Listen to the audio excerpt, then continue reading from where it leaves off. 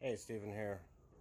I'm getting ready to do my beginning, before, and after evaluations, heading to the hospital or to the doctor's office here in about 10 minutes. And then I will get my bloods done, do any tests the doctor wants, and then I will reassess the situation, what plan of attack I want to take, and where I'm going to go to.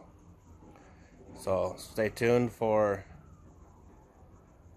what's about to happen, and we'll see where it goes from now. This is going to be interesting. All right, so I'm outside the clinic here. About to go in. About 5 minutes left. Let's see. So I've gained a little bit of weight. You can tell my blood pressure's gone up a bit, and that's about it for now, but we'll see what my cholesterol level is like, what the doctor is going to say. I'm going to ask for maybe some heart stress tests or any type of other issues. He's probably going to only give me cholesterol blood tests, but I'm going to get all my bloods done, and then what we'll also do is maybe a physical or some sort of stress tests or some exercise tests. Not 100% sure, but I'll go in and then I'll let you guys know when I come out what the result is, what he says. All right.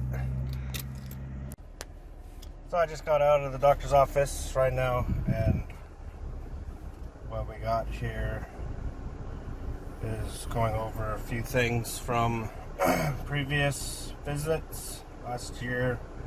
My cholesterol is a little high, and yeah, my triglycerides were pretty high. Supposed to be 2, and they're 4.3. And tomorrow I'm going in to get my bloods done again. So this was a year ago, these readings, so I'm wondering how high these are going to be now. Looks like I'm going to have some work to do, but you can see reading some of this here. We'll go tomorrow, get my bloods done, then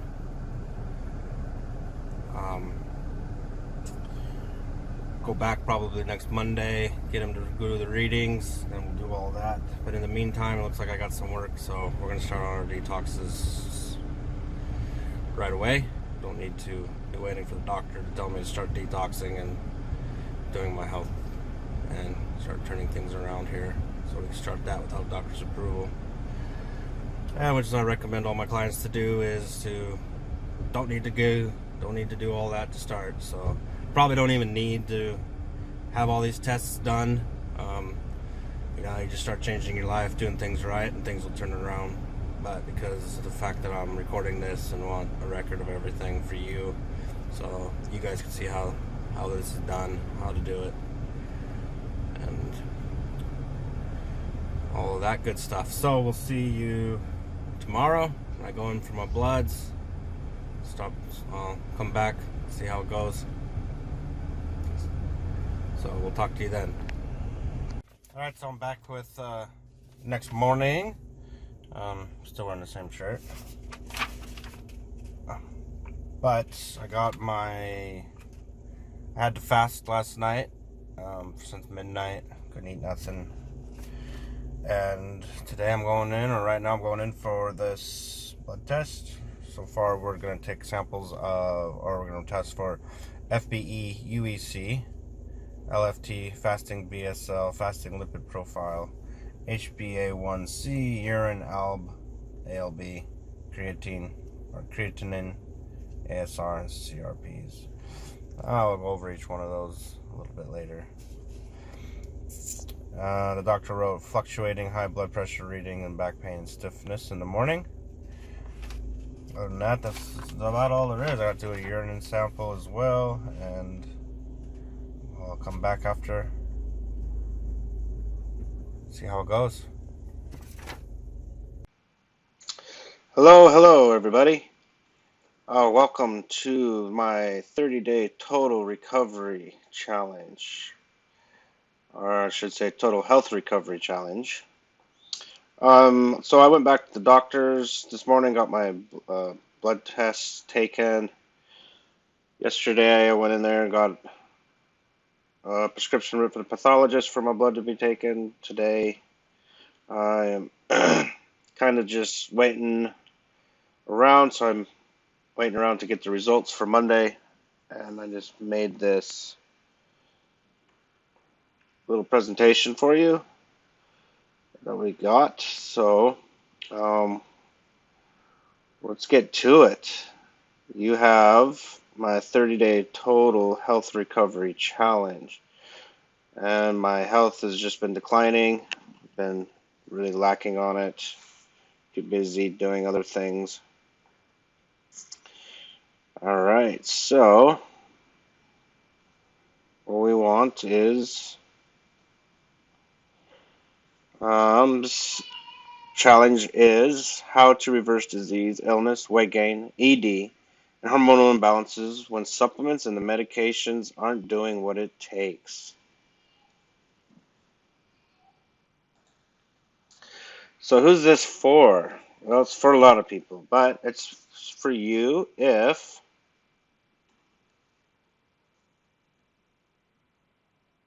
slides aren't working.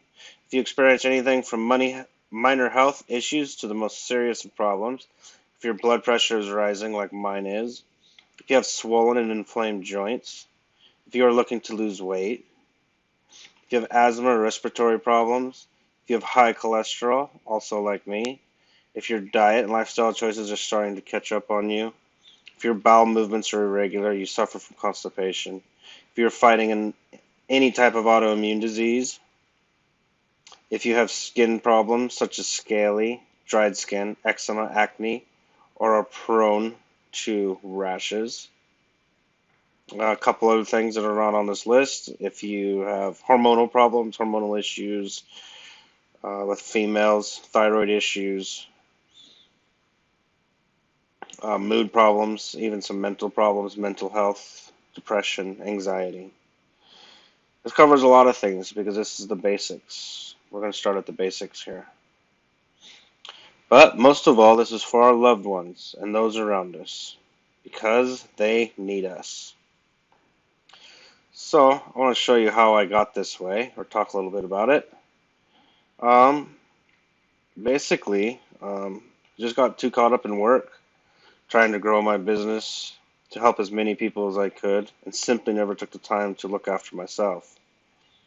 I have really bad self-control issues, as in I have addictive personality, can't say no to things. I have a hard time with those type of things. I also hate being inconvenienced. If it's not simple, quick, and instant, I don't want it. I'm sure a lot of people are like that, especially now with our need it now mentality, with everything that's happening. And I'm to blame just as much as everybody. I don't slow down. I just get hungry. What's the quickest thing to eat? Throw it up. Let's eat it. Yep, I really did like and do like like to be sad. It's the standard American diet. Yep, it's easy to make. We've all grown up with it, or many of us have. Also, I got this way because of my genetic makeup. I have a predisposition to heart disease and hypertension. And not only just that, we get our genes from our parents, mainly our eating habits, that our parents grew up with and that their parents grew up. So you go 2, 3 generations up the line and they're eating this sad diet, standard American diet, cheese, pizzas, steaks, you name it, all that good stuff.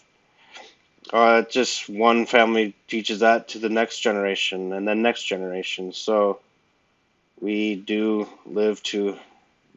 tend to carry the sins of our parents in these types of situations. So a little about me. I grew up in this little remote part of Montana in the United States. We're right up there on the Canadian border, right in the heart of the Rockies. Here's a view of the city. It's a very beautiful and gorgeous town. Did a lot of playing around in that whole area that you see, riding bikes, all kinds of fun things as a kid. Um, Another thing is I came from a health-aware family. My dad was a logger and an avid hunter and fisherman. He's well versed in the plants and the plants that are in our wild. Mom always followed an herbalist named Dr. Christopher. When my brothers and I got sick, my mom was always using one herbal remedy or another to make us better. I was also very into sports, played basketball, football, and soccer, and competed in track and field. All soccer I started out in kindergarten, so that was a lot of fun. I lifted weights. I loved being on the basketball court. Day in and day out, I wanted to be the next great big basketball player. Followed Michael Jordan all the time. But then again, in my teenage years, I started going off the rails. I got into partying. I started smoking cigarettes at age 14. I started smoking marijuana at 15. Then the unthinkable happened. I got cut from the basketball team. Yep, I was a starter on the team every year until this. But the coach's son told me it was because news got out that I was smoking marijuana before the games. But to be honest, I never really did this. The rest of the team did. And when Renault, uh,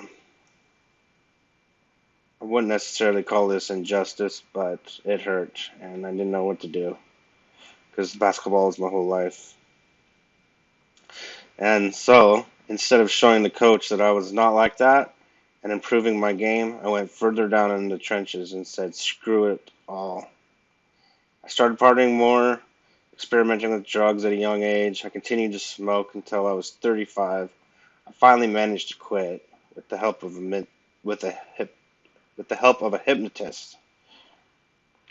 My lifestyle took a toll on my heart. This was back in the when I was 15, 16, 17, 18, 20, 21, 22, partying hard, drugs. I experienced shortness of breath, heart flutters, particularly when fatigued. I remembered my mom's herbs and decided I would start using them. Each day I took a plant called hawthorn. After about 6 months of this herb, my heart flutters went away. My heart appeared healed, so I stopped taking the hawthorn. I continued my career in the telecom and cell tower industry. Then I met my beautiful wife on the internet.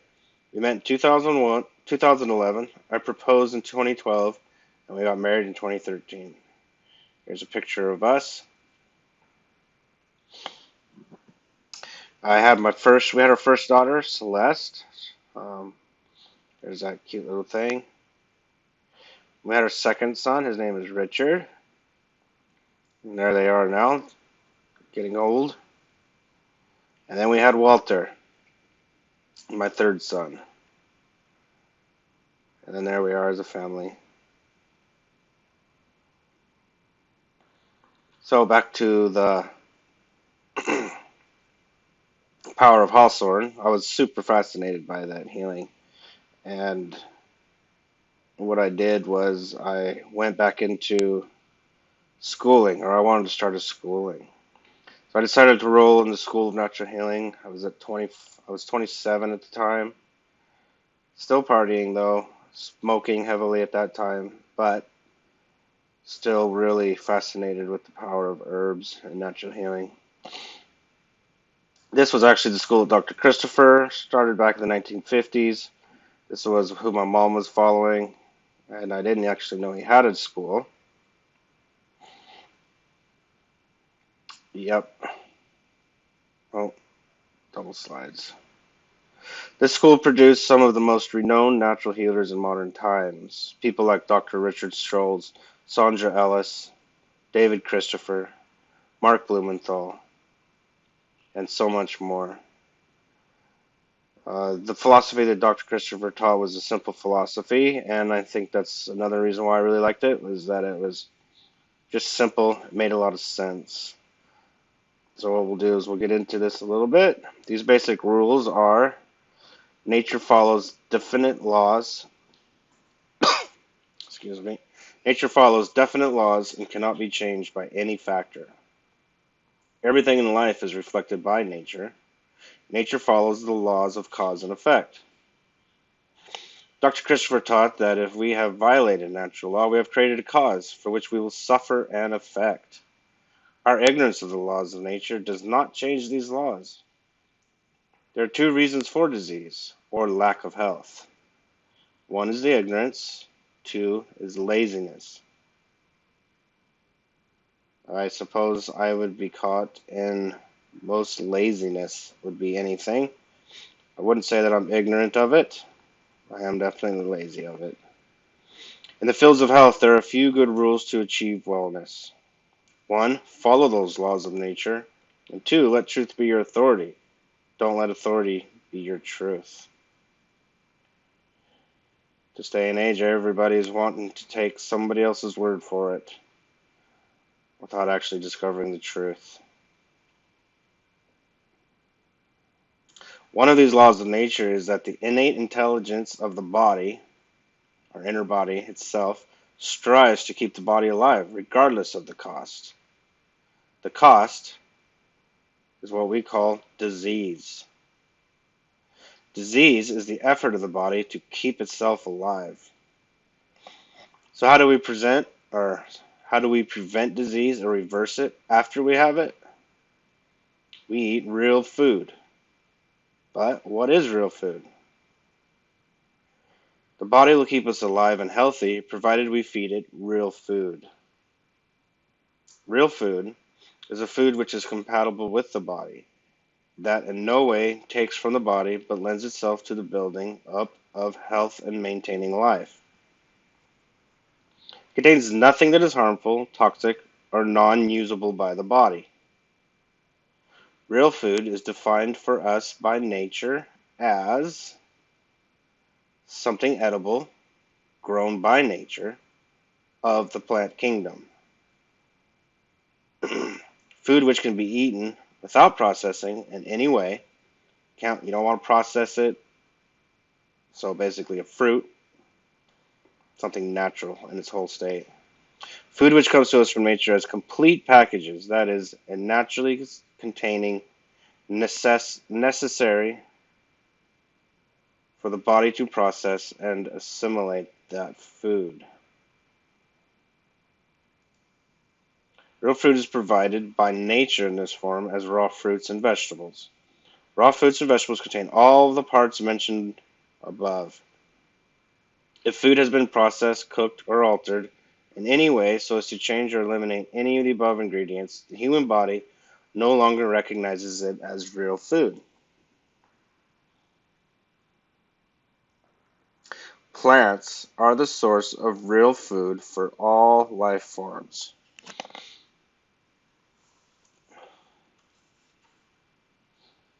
The plant kingdom utilizes sunshine, carbon dioxide, oxygen, water, and organic minerals in the process of photosynthesis to feed itself and grow.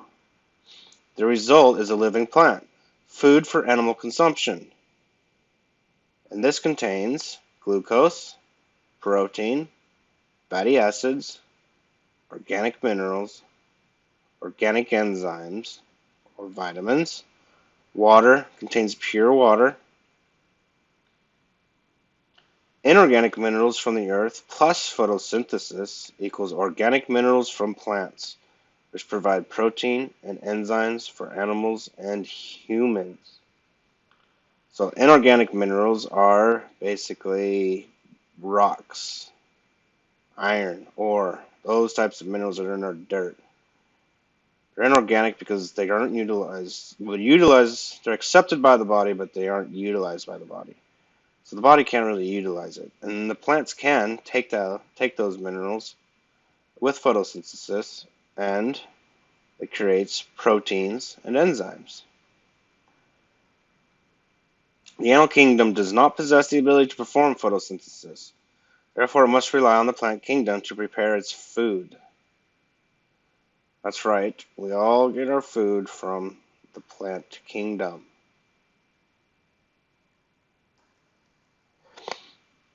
Any form of processing nature's foods. Examples of these are pasteurization, cooking, adding preservatives, etc. Breaks the bonds between the food components and their attached enzymes and destroys the enzyme.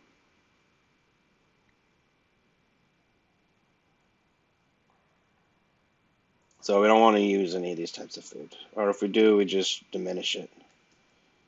The result is inorganic or denatured food components and thus inorganic food. Example of an inorganic substance is table salt. It is simply sodium and chloride. It's not enzymes. It doesn't contain any enzymes, so it is dead and the body just can't use it. Our bodies cannot attach an enzyme to inorganic substances, except at great cost. It is only the plant kingdom, through the process of photosynthesis, that can attach enzymes to inorganics and make them living or organic.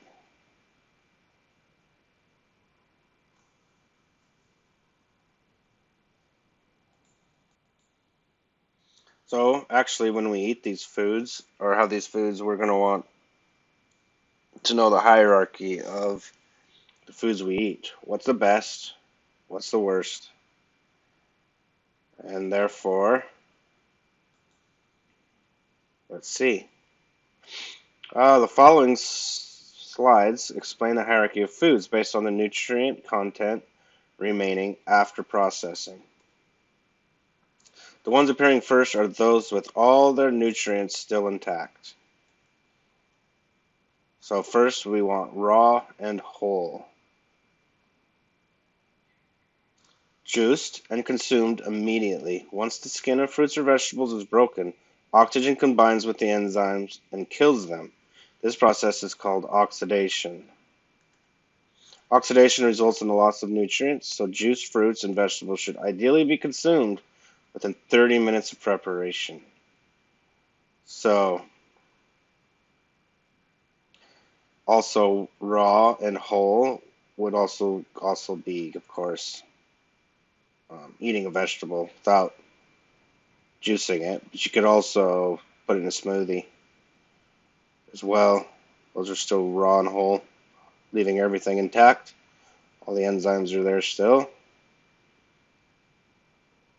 The next up is dehydrated or dried food.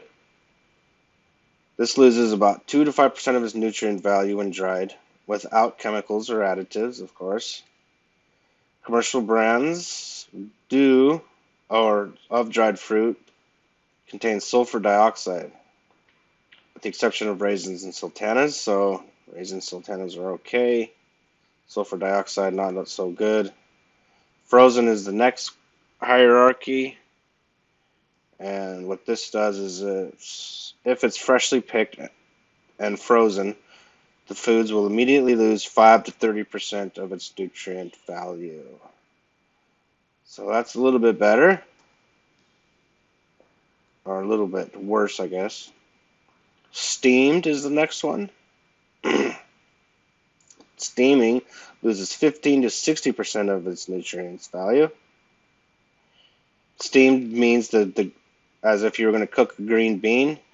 When you bite it, it's still a bit crispy. If it's limp, it's not steam cooked. It is cooked. Cooked is the next lowest one.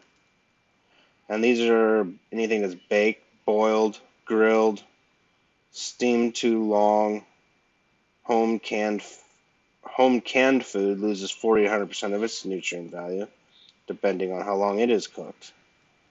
And then we got microwave, people who microwave their leftovers. This loses 90 to 90% of its nutrient value.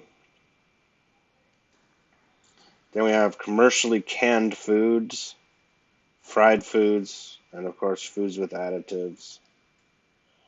And these not only lose 100% of their nutrient value, but have many, many toxins added to them. Alright, so in this Total Health Recovery Challenge, the first step is to only eat real foods.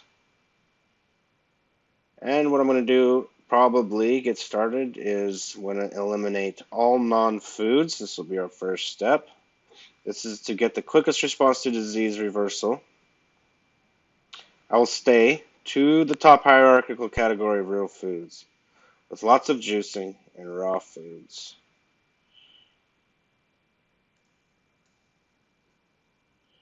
This is the first place we want to start at any diagnosis. So I'm starting this before I get my diagnosis on Monday. I get my results back from my blood test, leading up into it. And first thing we can all do is start with that. Because this is the first reason, or this is the reason why the body started to break down in the first place. We weren't giving it the right nutrients it needed, eating foods that lack nutrients, nutrition, good nutrition, etc. After I get the blood results back on Monday with a diagnosis, I will then add to the real food diet, to these real foods. I don't like to call it a diet. I just call it eating real food. It's not a diet. Diet thinks it's something that you do for a while, it's over. Real food should just be real food. It's what you eat. So I'll add these to this real food lifestyle, I should call it. Things to speed up recovery, and these things will be certain things in my programs that I have and that have put my patients on, and people that see great results. So the going saying in the naturopathic field of recovery is that it takes about 1 to 2 months or so for maybe 3 months tops, for every year you have the condition to reverse damage caused by the body. So let's say you have arthritis. You've had arthritis for 3 years or whatever, 4 years. And you say you've been taking a turmeric supplement. Well, the turmeric supplement would be, if it's a good one and if it works, like say if you were taking my super turmeric combo or something like that, about 1 month to 2 months every year that you've had the condition. Okay, so if you were just taking the super turmeric combo, then change your diet a little bit, start eating a little healthier, things like that, you probably wouldn't get relief or total recovery or anything for 6 or 7 months. So that's about it for that. Let's see here. But what I'm doing here is something quite different than what is taught in naturopathic schools. And that is how to do it quickly. But these methods we follow is quite controversial. A lot of naturopaths are really not up to speed on this. They don't consider these types of things necessary. Doctors don't like it. Doctors don't consider it necessary.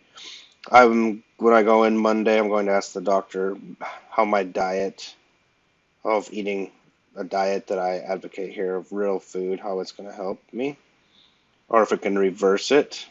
They'll tell me it can't reverse it, I'm sure. So these are so controversial. In fact, Dr. Christopher has been arrested for healing people. He went to jail, went to trial. Dr. Scholes has been arrested for healing people. His practice got shut down. He quit practicing in California. Early 90s, I think. Got shut down finally once and for all. And also, if you follow me at all for any length of time, more than a year, you know I had my Australian herbal stores shut down. I was silenced about talking about my products. Even tried challenging them in court on certain things. It was not a lot of fun. I was planning on trying to take them to court, but they just didn't have the money. They want to do it. So I just moved my business over to America, where there's a little more leeway in the health field. So stay tuned to watch how this effective regimen is going to work on me. Now it can work on you as well for whatever your illness is. I'll see you soon. Take care. All right, so Stephen's about to step on the scales. You might want to take your hat off. I don't want to add extra weight. So the last few times you've done this, you've been anywhere between 85 and 90 kilos. The BMI calculator says that sort of 79 kilos is about the top end of a healthy BMI for you. All right. So you lost a little bit of weight a while ago, but you're thinking you put it back on again? I think I might have, but let's find out. All right. Let's look at this.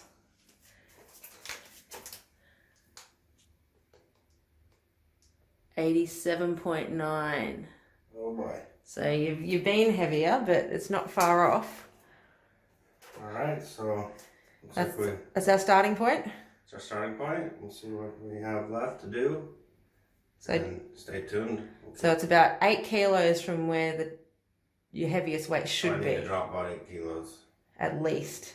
I think it said, what did it say? It was about 58 to 79, I think. That was the range of a healthy Okay. BMI. So at least 8 kilos we're looking at. So we're looking at 8 more kilos to help me bring me back in the range of what I need to be. All right, this is going to be interesting. Stay tuned. Let's do it.